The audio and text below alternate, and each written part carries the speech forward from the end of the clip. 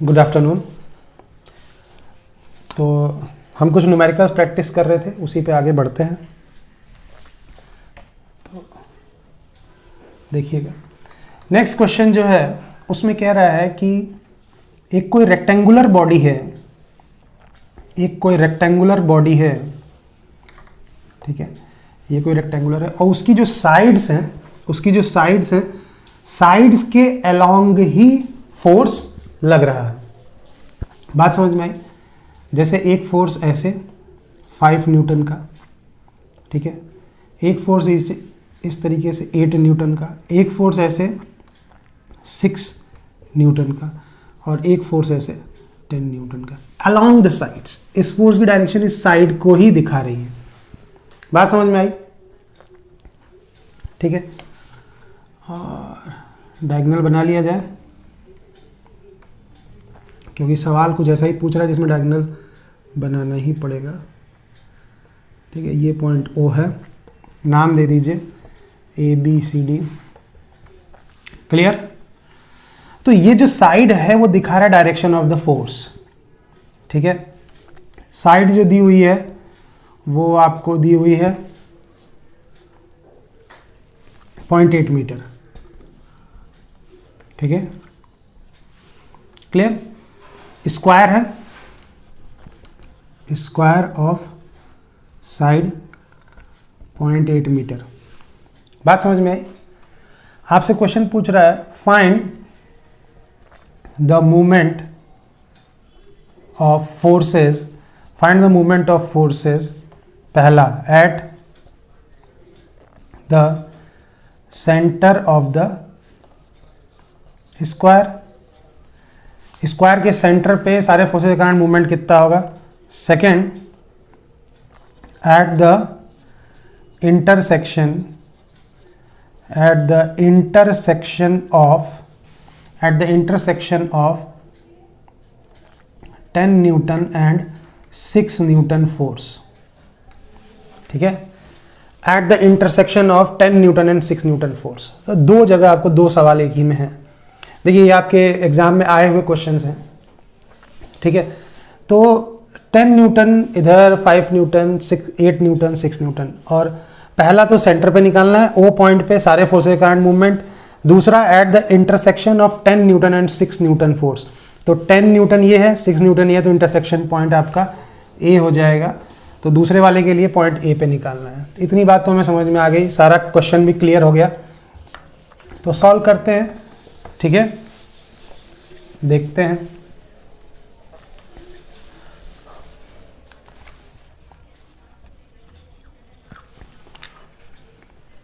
पहला क्वेश्चन हमसे पूछा है मूवमेंट निकालना है सारे फोर्सेस के कारण सेंटर पे, स्क्वायर के सेंटर पे, O पॉइंट पे। तो अब देखिए, एक एक करके सारे फोर्सेस को लेते जाइए और देखते जाइए। अब सबसे पहली बात कि मान लिया हमने ये वाला फोर्स अगर सेलेक्ट किया 5 न्यूटन का फोर्स, तो इसका मूवमेंट इस O पॉइंट पे कितना होगा। तो force into perpendicular distance. Perpendicular distance का मतलब भाई फोर्स की दिशा से 90 डिग्री चलिए आप, तो वो परपेंडिकुलर डिस्टेंस होती है। इस फोर्स की डिस्टेंस ये नहीं होगी, ये 90 डिग्री ये वाली। अब ये डिस्टेंस कैसे पता चलेगी? तो भाई स्क्वायर का पूरा साइड ये 0.8 है, तो आधा कितना होगा? 0.8 का आधा 0.4, सिंपल। तो मूवमेंट एट O, बात समझ में आ रही है? डायरेक्शन भी चेक करते रहेंगे। वैसे आप देखिए, कुछ कॉमन सेंस की बात होती है कि सबकी डायरेक्शन अगर पूरा देखा जाए तो सारा फोर्सेस स्क्वायर में एक सीक्वेंस में है। ठीक है ना, एक इसका ऑर्डर है। तो जब ऑर्डर में है तो सबके कारण जो, और सेंटर पे बीच में निकालना है, तो सबके कारण जो मूवमेंट आएगा वो भी सब एक ही डायरेक्शन में होगा। बहरहाल आप चेक कर लीजिए, कोई दिक्कत नहीं। तो पहले के कारण सबको जोड़ते हैं, total movement at O by all the forces. ठीक है, सभी फोर्सेस के कारण जोड़ते हैं। 5 इंटू डिस्टेंस कितनी है इसकी? 0.4। ठीक है, डायरेक्शन चेक करें। बल फोर्स की दिशा में अपनी उंगलियों को रखिए, हथेली का जो पाम जो फेस है वो उस पॉइंट पे, जिस पॉइंट पे आपको निकालना है, ठीक है, उंगलियों को उसकी तरफ मोड़िए। ये क्या दे रहा है? राइट हैंड स्क्रू रूल क्या दे रहा है आपको? है क्लॉकवाइज, ये क्लॉक। दूसरे का भी यही देख लेते हैं। 8 न्यूटन इधर, फेस इसका जिस पॉइंट पे निकालना है घुमाया, ये भी क्लॉकवाइज। फोर्स की दिशा में अपनी उंगलियों को, फेस जिस पॉइंट पे निकालना है घुमाया, ये भी क्लॉकवाइज, घड़ी की दिशा में।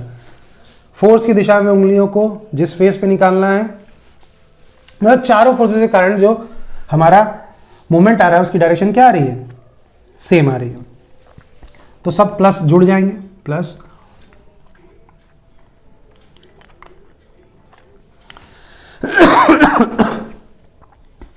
8 into 0.4 plus 6 into 0.4 plus 10 into 0.4। ठीक है, अब इसको मल्टीप्लाई कर लीजिए। नहीं भाई, क्यों मल्टीप्लाई कर लो? 0.4 पहले कॉमन ले लो ना सब में से, तो अंदर क्या बच जाएगा? 5 प्लस 8 प्लस 6 प्लस 10, आसान हो गया ना। 0.4 मल्टीप्लाइड बाई 14, 5 19 और 10 29, 29, 9 4 जा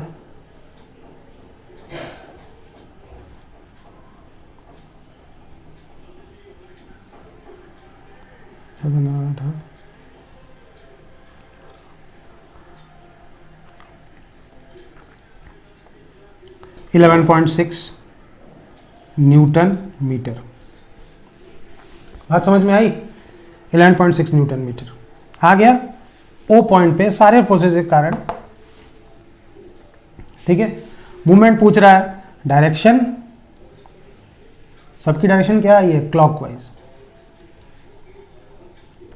clockwise sense into the paper. अंगूठा अंदर ही था ना, देखिए। बात समझ में? अगर यही ध्यान देते हैं कि अगर इन सारे फोर्सेस का डायरेक्शन ऑर्डर ये होता, अगर ये फोर्स का एरो इधर लगता, ये भी इधर लगता, ये भी इधर लगता, ये भी इधर लगता, तो क्या होता? सारे फोर्सेस पलट जाते, सबका एंगल क्या आ जाता? सबका एंटी क्लॉक हो जाता, क्लॉक की जगह एंटी क्लॉक हो जाता, और डायरेक्शन क्या होता? आउटसाइड द पेपर, ये इनटू द पेपर है। समझ में आ रहा है? क्वेश्चन पलट भी सकता था, कोई फर्क नहीं पड़ता। बात समझ में आई? कैसे करना है ऐसे क्वेश्चन आएंगे तो? जरूरी नहीं है कि साइड में ही हो, कहीं भी हो सकते हैं, आगे भी देखेंगे और सारे क्वेश्चंस। ठीक है, चलिए ओके। तो अब इसमें अगला पार्ट भी है भाई, अभी खत्म नहीं हुआ।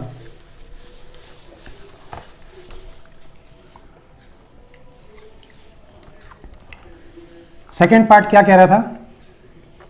कहाँ निकालना है? At the intersection of 10 newton and 6 newton force.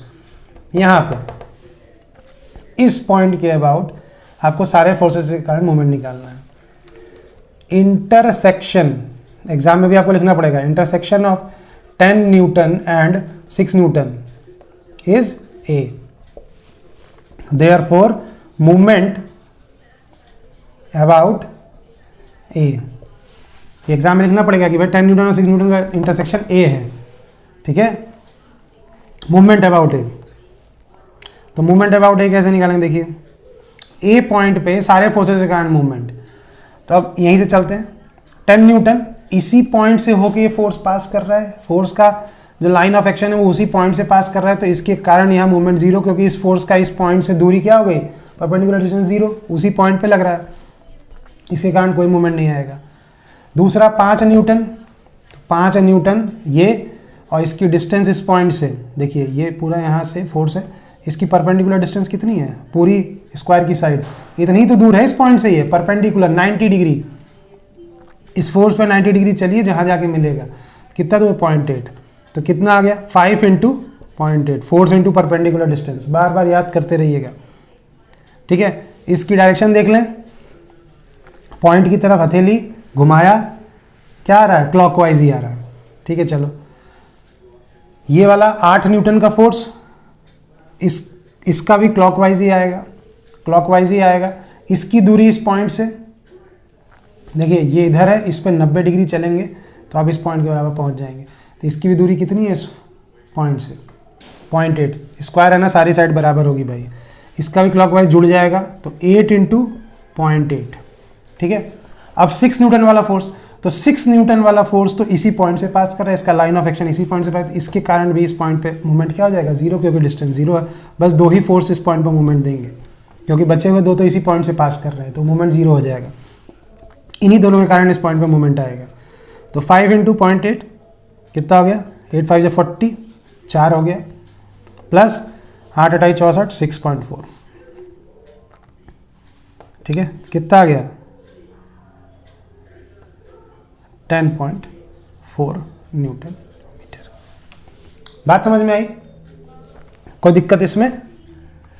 तो आपका ये था पूरा सवाल सॉल्व करना, ठीक है। अच्छा सवाल था, आया हुआ क्वेश्चन है एग्जाम का, प्रैक्टिस कर लीजिए, कंपटीशन में भी आया हुआ है, ठीक है। देखिए क्वेश्चन से ही क्लैरिटी आएगी और याद नहीं करना है, ठीक है, याद नहीं करना है। ये सारे क्वेश्चंस आप बिना देखे खुद करने की कोशिश कीजिएगा। बात समझ में आ रही है, ठीक है। नेक्स्ट क्वेश्चन देखते हैं।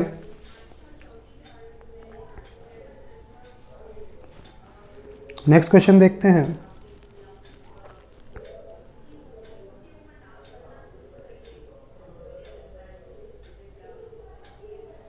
एक कोई बीम है, एक यूनिफॉर्म बीम है,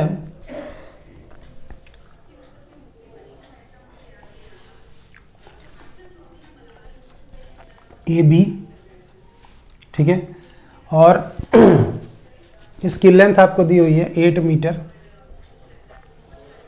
8 मीटर लेंथ है इसकी, ठीक है। और इसके दोनों एंड्स पे वेट लटका दिया गया है। इधर है 25 kg और 32 kg, दोनों एंड्स पे वेट है, 32 kg एक तरफ और 25 kg एक तरफ। और इस बीम का अपना वेट है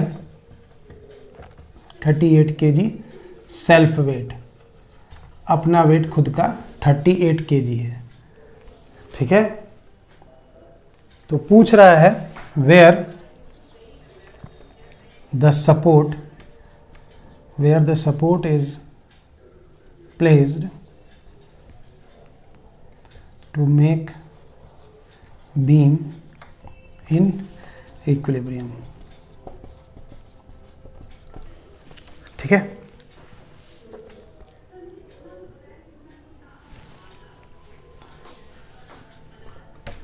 to make the beam in horizontal, कह रहा है कि बीम हमेशा हॉरिजेंटल रहे। ऐसा कब होगा? सपोर्ट हम कहाँ लगाएं कि बीम हमेशा हॉरिजेंटल रहे? हमेशा हॉरिजेंटल, इक्विलिब्रियम में रहे, मतलब कोई भी फोर्स इसको इधर की तरफ या इधर की तरफ झुकाए ना, बराबर हो जाए। तो हम सपोर्ट कहाँ पे लगाएं? सपोर्ट कहाँ पे लगाएं कि बराबर हो जाए, ठीक है। मान लिया कोई सेंटर पॉइंट इसका यहाँ पे होगा, CG, इस CG से इसका अपना वेट नीचे की तरफ 380 न्यूटन, 10 मान लिया, 38 kg, 380 न्यूटन नीचे की तरफ। इन फोर्सेस को भी केजी से उसमें चेंज कर लीजिए, 320 इधर हो जाएगा और 250 न्यूटन इधर की तरफ, सारे फोर्सेस नीचे की तरफ। तो सपोर्ट हमेशा किधर की तरफ लगाएंगे, ये कोई इसमें बताने की जरूरत नहीं, क्वेश्चन में नहीं बताया आपको, ठीक है ना। सपोर्ट कहाँ लगाना, बस यही पूछ रहा है, इसको तो हटा दीजिए। तो सारे फोर्सेस नीचे की तरफ हैं, तो सपोर्ट किधर लगेगा, ऊपर की तरफ, तभी तो बचाएगा। अब ये आपको नहीं पता है कि सपोर्ट ये यहाँ लगा है कि इधर लगा है, वो आपको देखना है, ठीक है। सपोर्ट आपको कहीं भी लगाना है। अब देखिए कि आप किधर से भी मान लीजिए, आप इधर से मान लीजिए सपोर्ट कहीं लगा रहे हैं एक्स डिस्टेंस पे, इधर से कहीं लगा रहे हैं, वो अपने आप इक्वेशन जब सॉल्व करेंगे, क्यों? क्योंकि लेफ्ट हैंड और राइट हैंड उस सपोर्ट से आपको मानना है कि मोमेंट जीरो आएगा। बात समझ में? तो सबसे पहली चीज तो मान लेते हैं, कोई दिक्कत नहीं, मान लिया सपोर्ट यहां लग रहा है, तो सपोर्ट एक रिएक्शन लगाएगा आर, ऊपर की तरफ फोर्स लगाएगा, तभी तो बैलेंस होगा। ये फोर्स इधर लगाएगा, ठीक है। और मान लिया कि ये ए पॉइंट से एक्स डिस्टेंस पे है, ठीक है। तो अब सबसे पहले तो ये फाइंड कर लीजिए कि ये आर होगा कितना, ये फोर्स कितना लगाएगा। तो सिंपल सी बात है कि अगर ये पूरा जो बीम है ये हॉरिजेंटल रह रही है, थोड़ा सा भी इधर फ्लक्चुएशन नहीं हो रहा, इक्विलिब्रियम में है, तो sigma f x equal to 0, horizontal direction में एक्स 0 हो जाएगा, sigma f y equal to 0। तो देखिए हॉरिजेंटल डायरेक्शन में तो कोई फोर्स लग ही नहीं रहा है, तो इसका तो कोई मतलब ही नहीं है अभी लेने का। वर्टिकल डायरेक्शन में सारे फोर्सेस 0 होंगे, तभी तो अगर कोई भी एक फोर्स बचा रह गया तो वो तो उधर की तरफ उसको टिल्ट कर देगा या नीचे लेता जाएगा। तो इसका मतलब है तो sigma f y equal to 0, मतलब वर्टिकल डायरेक्शन में सारे फोर्सेस बराबर हैं, सबको जोड़ लीजिए, सिग्मा एफ वाई लगाइए। तो देखिए ये भी नीचे, ये भी नीचे, ये भी नीचे, सबकी डायरेक्शन एक, तो क्या करें, सबको नेगेटिव मान लें, क्या करें, तो आर ऊपर की तरफ और दूसरे तरफ सारे बराबर, तो जोड़ लीजिए 250, 380 प्लस 320, ये कितना हो जाएगा, जोड़िए 8 2 10 5 15 5 1 3 3 6 2 8 1 9, 950 न्यूटन का फोर्स ये ऊपर की तरफ सपोर्ट लगाएगा। ठीक है, तो ये सारा का सारा वर्टिकल डायरेक्शन में फोर्स तो 0 हो गया। ठीक है, बट इस डायरेक्शन में vertical force sigma F I तो 0 हो गया, बट ये लगाने से क्या ये बैलेंस हुआ, मतलब मूवमेंट, ये फोर्स इसको इस पॉइंट जहां सपोर्ट लगाए हैं, भाई देखिए ये क्या है, यहाँ एक है, इधर भी एक वेट लग रहा है, इधर भी एक वेट लग रहा है। अब कहीं नहीं करेंगे तो पूरा का पूरा बीम नीचे चली जाएगी, बट अगर यहाँ आपने कुछ लगा दिए सपोर्ट टाइप, तो क्या होगा, ये तराजू की तरह हो गया, इसके इधर इधर ये घूमेगा, तो मतलब ये फोर्स इस पॉइंट के अबाउट इधर मूवमेंट लगाएगा, ये इसको इधर घुमाना चाहेगा। ठीक है, ये दोनों बैलेंस तब रहेंगे जब ये दोनों बराबर हो जाए, एक दूसरे को कैंसिल कर दें। बात समझ में आ रही है? तो ये कैंसिल कर दें, तो आपको बस यही निकालना है कि जो भी सी जी आपने माना है, अरे जो भी आपने सपोर्ट का पॉइंट माना है, इसको मान लीजिए कि ये पॉइंट सी है एक्स डिस्टेंस पे, तो इसके अबाउट इसके लेफ्ट साइड वाला और राइट साइड वाला, ठीक है, लेफ्ट साइड वाला और राइट साइड वाला मोमेंट क्या हो, बराबर हो जाए, या उसी को हम सिग्मा एम इक्वल टू 0 भी कहते हैं, मूवमेंट 0 हो जाए, किसी भी एक पॉइंट के अबाउट मूवमेंट 0 हो जाए। ठीक है, तो यहाँ से हमारा आर तो आ ही गया है 950 न्यूटन, ये हमको पता है, तो हम इसको यहाँ आर इक्वल टू 950 न्यूटन तो पहले लिख लिया। ठीक है, अब देखिए आपके ऊपर है कि आप बात करें कि मूवमेंट इज 0 एट सी, या sigma M equal to 0 use कर लें, किसी भी एक पॉइंट पे सारे फोर्सेस के कारण जो मूवमेंट है वो 0 हो जाए, ये भी सही है, किसी भी पॉइंट पे निकाल लें, या सी पे देख लें कि लेफ्ट और राइट हैंड मूवमेंट 0 हो जाए, मतलब बराबर हो जाए, तो भी हो जाएगा, बात वही है। तो आप इसका भी सिग्मा एम इक्वल टू 0 कहा जाता है, किसी भी एक पॉइंट पे आप सारे मूवमेंट जोड़ ले 0, तो सी पे ही मूवमेंट निकाल लीजिए, बात वही है, या ए पे निकाल लीजिए, या ये वाला कर लीजिए, कोई भी तरीका गलत नहीं है। चलिए, तो हम निकालते हैं कि पॉइंट ए पे मान लीजिए निकाला, ठीक है, पॉइंट ए पे मान लिया हमने मूवमेंट निकालना, तो sigma M equal to at A, ठीक है, एट ए पे निकाला तो क्या होगा, एट ए पे निकाला तो ए के कारण 250 पे जो इसी पॉइंट पे फोर्स है, तो इसके कारण मूवमेंट यहाँ 0, दूसरा आर 950, तो 950 ऊपर की तरफ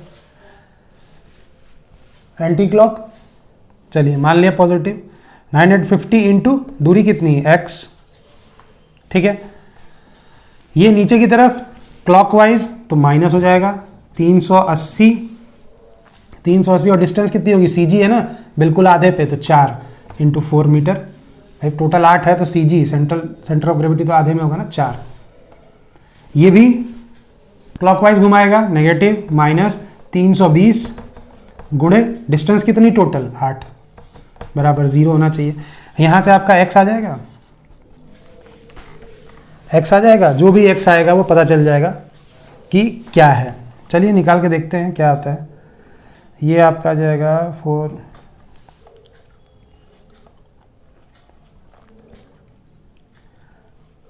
1520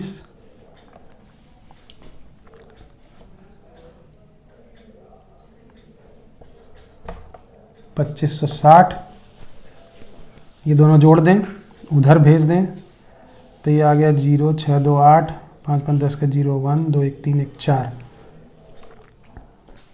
ठीक। तो 4880 इधर भेज दिया था प्लस अपॉन 950, जीरो कट गया, 95, ठीक है, तो पॉजिटिव आ रहा है, तो ठीक है, सही है। तो अब देखिएगा कि ये डिस्टेंस कितनी आ रही है। देखिए 95 ये 4 से ऊपर जाएगा, देखिए 4 बार में तो जाएगा बट 4 पॉइंट समथिंग आएगा। 4 बार में ले गए तो 5 जगह 20 2,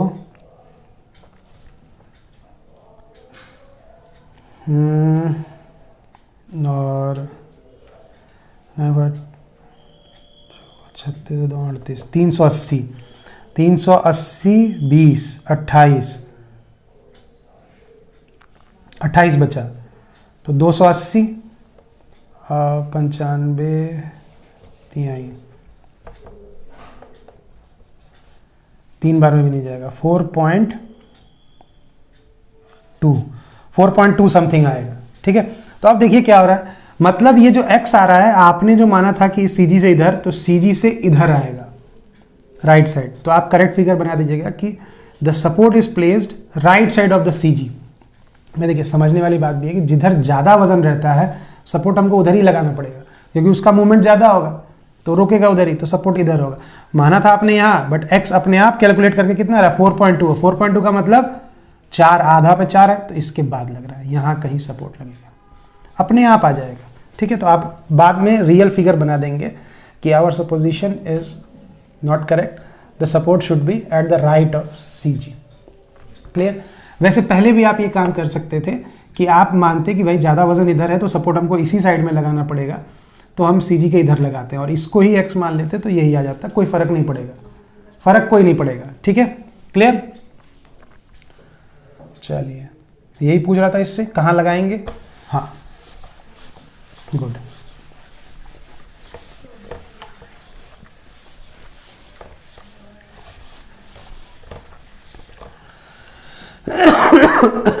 नेक्स्ट क्वेश्चन देखते हैं। ओके, नेक्स्ट क्वेश्चन आपसे कह रहा है कि एक सीढ़ी है जो एक स्मूथ वॉल पे रखी गई है, स्मूथ वॉल लैडर, ठीक है। लैडर पे एक स्मूथ वॉल रखा हुआ है, ये वाला एंगल आपको दिया हुआ है 40 डिग्री, ठीक है। और लैडर का वेट दिया हुआ है 95 kg, ठीक है। और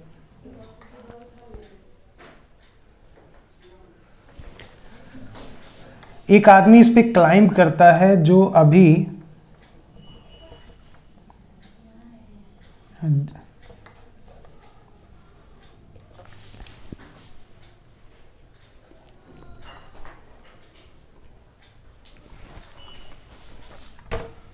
80 kg मैन इस पे क्लाइंब करता है जो अभी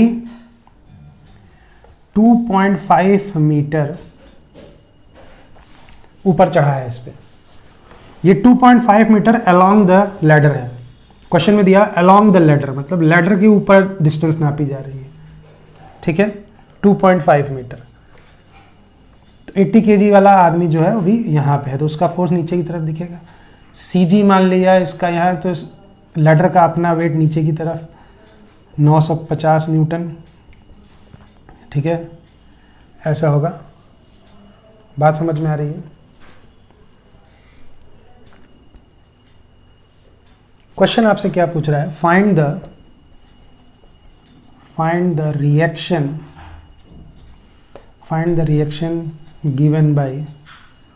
given to the ladder by the wall and floor, ठीक है। आपसे ये पूछ रहा है कि ये जो लैडर यहाँ पे रखा गया है, ये वॉल के सहारे, ये दीवार है, स्मूथ वॉल है, तो इस पर रिएक्शन कितना लगेगा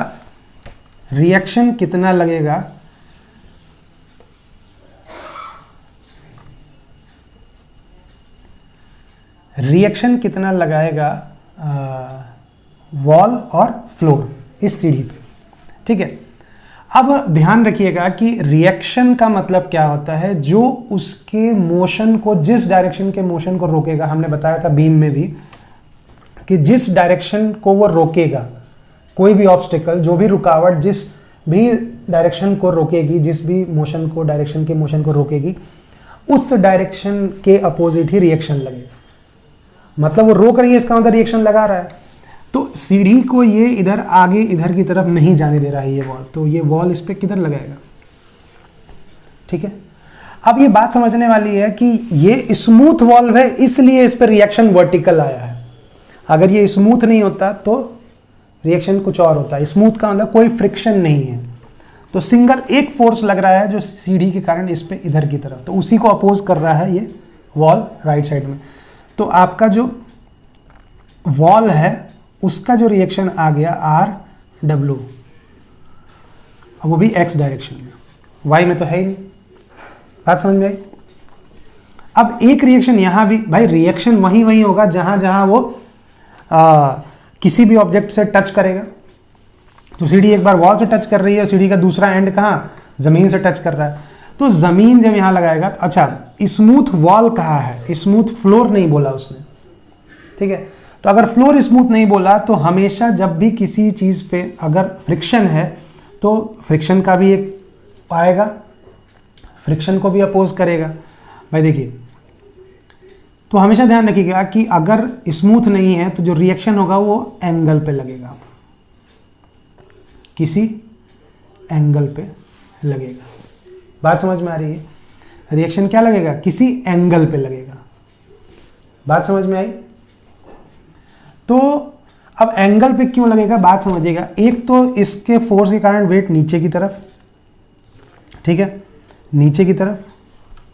मैं समझा देता हूं, ये है, ये लैडर है, ठीक है। तो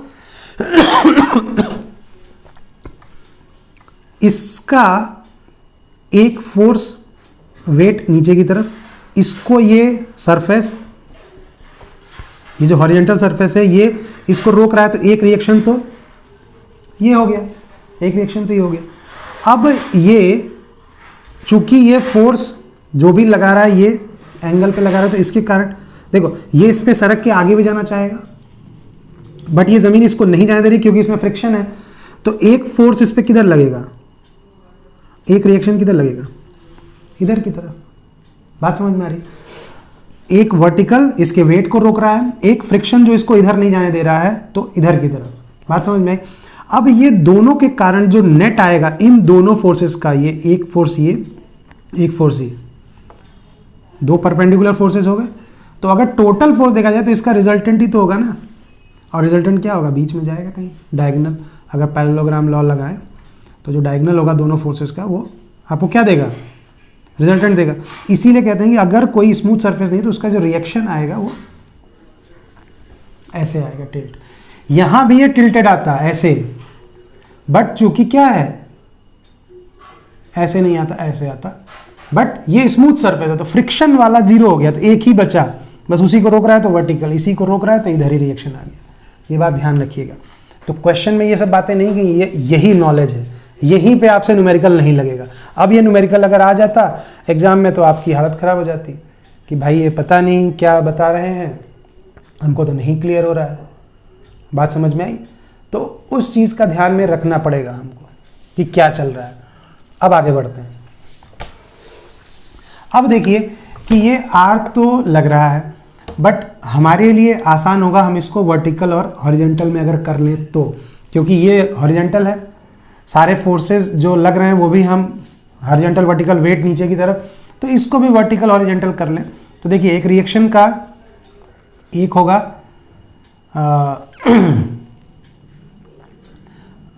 आर, ये फ्लोर है RF y, और एक आएगा इधर की तरफ RFX, ठीक है। मतलब फ्लोर के द्वारा reaction in x direction, floor के द्वारा रिएक्शन इन y डायरेक्शन, इसका दो कंपोनेंट हो जाएगा। आपसे पूछ रहा है find the reaction given to the ladder by the wall and floor. बात समझ में आ गई? तो आप देखिए कि आपको तीन चीजें निकालनी है, R F x, R F y और आर डब्ल्यू एक्स।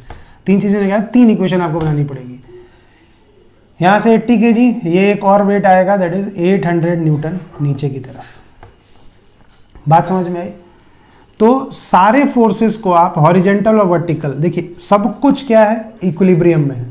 सब कुछ क्या है, इक्विलिब्रियम में है। तो आपको देखना पड़ेगा कि सब कुछ इक्विलिब्रियम में है, तो sigma f x equal to 0, sigma f y equal to 0 और सिग्मा एम इक्वल टू 0।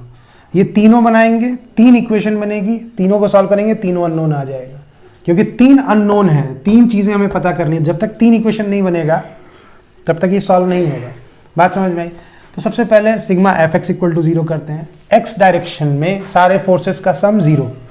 तो अब देखिए एक्स डायरेक्शन में कौन कौन से फोर्स हैं। आर डब्ल्यू एक्स इधर की तरफ, मान लिया ये पॉजिटिव है। और कोई फोर्स आपको दिख रहा है क्या? ये तो वाई में है, ये भी वाई में है प्योरली, ये भी वाई में है, सिर्फ आर एफ एक्स इधर। और ये उल्टा, तो ये दोनों क्या हो जाएंगे,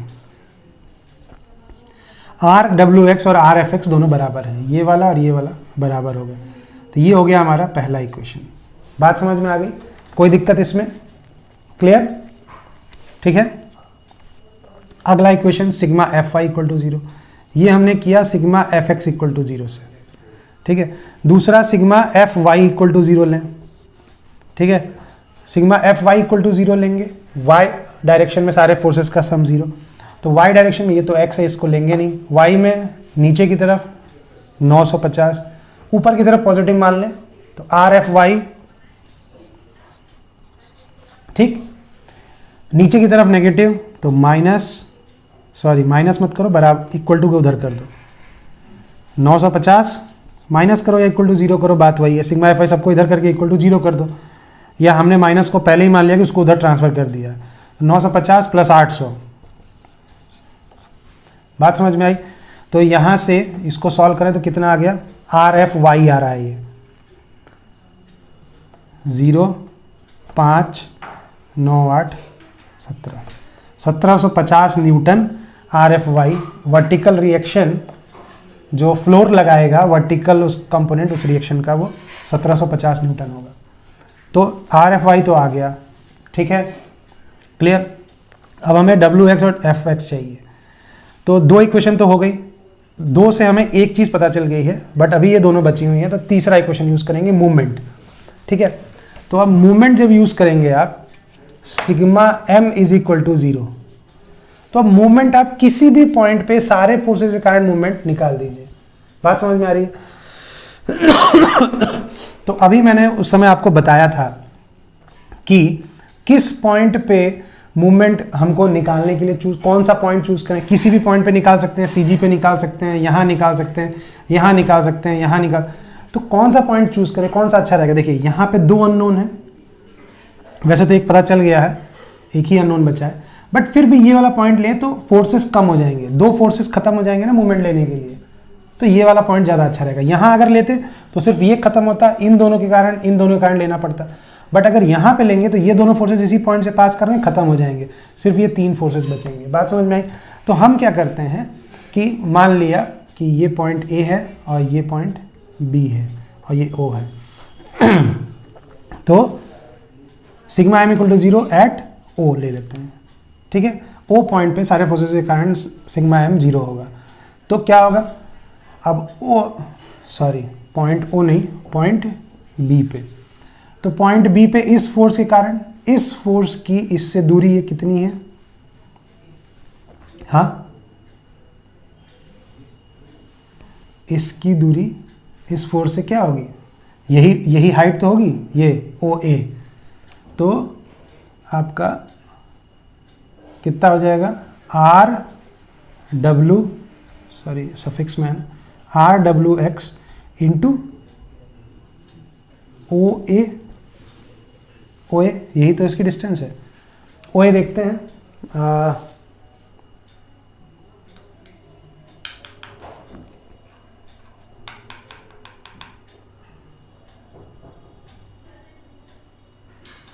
ठीक है,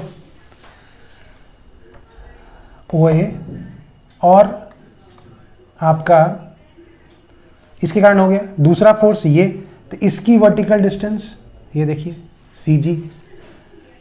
अब देखिए डायरेक्शन भी देखें, इसका इधर की तरफ ऐसे निकाला तो ये क्या दे रहा है, ये कौन सा डायरेक्शन दे रहा है, देखिए क्लॉकवाइज। और ये यहाँ देखिए फोर्स, ये क्या दे रहा है, एंटी क्लॉक, ये वाला भी एंटी क्लॉक। तो ये दोनों दूसरी डायरेक्शन में, ये दोनों एक दूसरी डायरेक्शन, तो दोनों को बराबर कर लीजिए।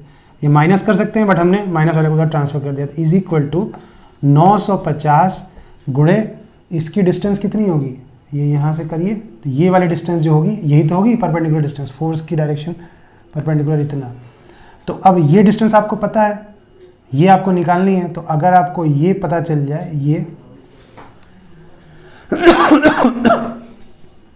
अगर ये एंगल आपको पता चल जाए तो आप बता देंगे।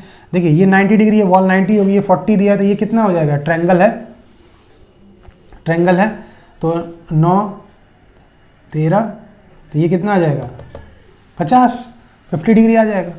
तो आप कह सकते हैं, ये मान लिया CG है ना, तो BC 950 BC, सॉरी ये वाले एंगल से नहीं चलेगा, ये वाली लेंथ आपको पता होनी चाहिए।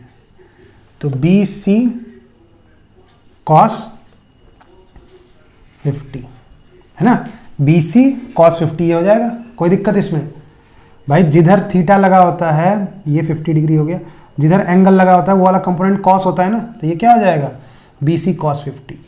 और ये 800 वाला भी नीचे की तरफ, ये भी इसको एंटी क्लॉक ही दे रहा है, तो प्लस हो जाएगा 800 गुणे। अब इसकी डिस्टेंस कितनी होगी, देखिए इस वाली लाइन को आगे बढ़ाइए, तो ये, अब ये कितना होगा, ये 2.5 दिया हुआ है, तो 2.5, बट ये डिस्टेंस दी हुई है, हमको चाहिए ये वाली, तो 2.5 cos 50 डिग्री। इसका भी तो, ये जो डिस्टेंस 2.5 दी, इसका भी तो कंपोनेंट लेंगे यहाँ। बात समझ में आ गई। यहाँ से अगर आप सॉल्व करेंगे, OA ये आपको नहीं दिया हुआ है, बट आपको लैडर की लेंथ दी हुई है, लैडर की टोटल लेंथ दी हुई है। तो लैडर की टोटल लेंथ उसका cos 40, लैडर की लेंथ का cos 40, जिधर एंगल लगा है उधर वाला cos कंपोनेंट, तो इससे निकाल लेंगे तो OA आ जाएगा। तो यहाँ से RWX आ जाएगा, आपका RWX आ जाएगा, कोई दिक्कत। और RWX आ गया तो RFX और RWX दोनों बराबर हैं, तो जितना ये है उतना ही ये हो जाएगा। तीनों रिएक्शंस पता हो गई, ठीक है। तो आप कहेंगे कि रिएक्शन अप्लाइड बाई, ये RWX तो सीधे वॉल के द्वारा रिएक्शन है, तो reaction applied by the wall is, जितना आएगा ये कैलकुलेट करके लिख देंगे। बात समझ में आई। बट जब रिएक्शन बाय फ्लोर आपको निकालना है तो आप RFX और RFY नहीं, दोनों को जोड़ के R निकालेंगे। तो R कितना होगा, देखिए ये तो हो गया रिएक्शन बाय वॉल, ये हो गया। बट रिएक्शन बाय फ्लोर वो कितना हो जाएगा, R is equal to under root जो भी आया होगा RFX, जो इसके बराबर आया होगा, स्क्वायर प्लस, दोनों परपेंडिकुलर है, RFX square plus RFY square. तो ये R आ जाएगा। और अगर एंगल देखना है कि हॉरिजेंटल से कितना एंगल बना रहा है, तो tan theta is equal to RFY upon RFX। यहाँ से theta is equal to tan inverse RFY upon RFX आ जाएगा। यहाँ से थीटा पता चल गया। तो आपको ये पूरा बताना पड़ेगा कि रिजल्टेंट कितना आया टोटल, ये कितना लगेगा और किस एंगल पे लगेगा। बात समझ में आ रही है, तब जाके ये पूरा सवाल पूरा होता है। और ये एंगल ऐसे निकलेगा, कोई बड़ी चीज़ नहीं है। तो ये पूरा सवाल था। दिमाग आपको ध्यान रखना, करना वही तीन ही आपके पास इक्वेशन बनाने के तरीके हैं। तीन अननोन थे, तीनों निकल गए, कोई दिक्कत कहीं नहीं आई, कोई बहुत कठिन नहीं है ये क्वेश्चन। समझाने के लिए आपको समय लगा, जब आप खुद करेंगे तो ज़्यादा टाइम नहीं लगेगा, ठीक है। प्रैक्टिस जितनी ज़्यादा करेंगे उतना क्लियर होगा कि कैसे कैसे तुरंत तुरंत सवाल आपको करने हैं। बात समझ में आई, ठीक है। नेक्स्ट क्वेश्चन देखते हैं।